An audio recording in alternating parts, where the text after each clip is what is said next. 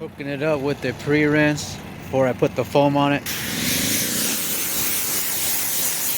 Get all the micro dust off of it, you know what I mean? Here we go with the foamer.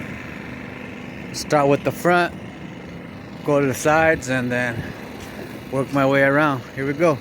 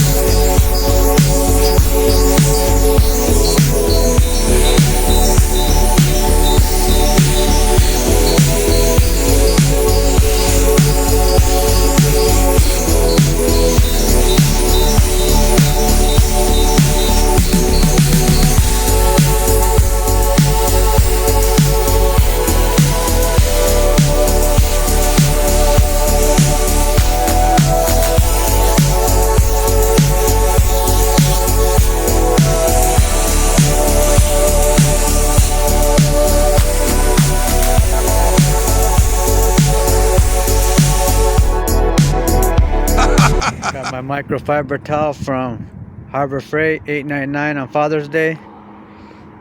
Spread this bad boy out.